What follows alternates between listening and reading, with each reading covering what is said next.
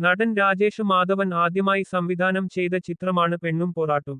ചിത്രം മാർച്ച് 13 മുതൽ നെറ്റ്ഫ്ലിക്സിലൂടെ സ്ട്രീമിംഗ് ആരംഭിച്ചിട്ടുണ്ട്. മലയാളത്തിനൊപ്പം ഹിന്ദി, തമിഴ്, തെലുങ്ക്, കന്നഡ ഭാഷകളിലും പ്ലാറ്റ്ഫോമിലൂടെ പ്രേക്ഷകർക്ക് കാണാനാവും. നിഖില വിമൽ നായികയായ ഏറ്റവും പുതിയ ചിത്രം പെൺകേസ് OTT-യിൽ.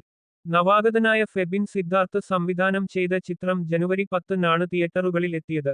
തിയേറ്ററിൽ നിന്ന് സമ്മിശ്ര പ്രതികരണം നേടിയ ചിത്രത്തിൽ അജു വർഗീസ്, ഹക്കിം ഷാജഹാൻ, രമേശ് പിഷാരടി, ഇർഷാദ് അലി, PP കുഞ്ഞികൃഷ്ണൻ, ഹരി പത്തനാപുരം എന്നിവരും പ്രധാന കഥാപാത്രങ്ങളെ അവതരിപ്പിക്കുന്നു. ചിത്രം മാർച്ച് 11 മുതൽ ആമസോൺ പ്രൈം വീഡിയോയിൽ സ്ട്രീമിംഗ് ആരംഭിച്ചിട്ടുണ്ട്. ഫെബ്രുവരി 6-ന് തിയേറ്ററുകളിൽ എത്തിയ അനശ്വര രാജൻ ചിത്രം വിത്ത് ലവ് OTT-യിൽ പ്രണയത്തോട് ഭയവും അരക്ഷിതാവസ്ഥയുമുള്ള സത്യശീലൻ എന്ന യുവാവിന്റെ കഥയാണ് ചിത്രം പറയുന്നത്. ചിത്രം മാർച്ച് 6 മുതൽ നെറ്റ്ഫ്ലിക്സിൽ സ്ട്രീമിംഗ് ആരംഭിച്ചു. ഗണപതിയും സാഗർ സൂര്യയും പ്രധാന വേഷങ്ങൾ അവതരിപ്പിച്ച ചിത്രമാണ് അടുത്തിടെ തിയേറ്ററുകളിലെത്തിയ പ്രകമ്പനം. നവരസ ഫിലിംസും കാർത്തിക് സുബ്ബരാജിന്റെ പ്രൊഡക്ഷൻ കമ്പനിയായ സ്റ്റോൺ ബെഞ്ച് സ്റ്റുഡിയോയും ഒരുമിച്ച് പുറത്തിറക്കിയ ചിത്രം OTT-യിൽ റിലീസിന് ഒരുങ്ങുകയാണ്.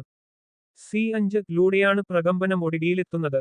മാർച്ച് 20 മുതൽ ചിത്രം സ്ട്രീമിംഗ് ആരംഭിക്കുമെന്നാണ് വിവരം.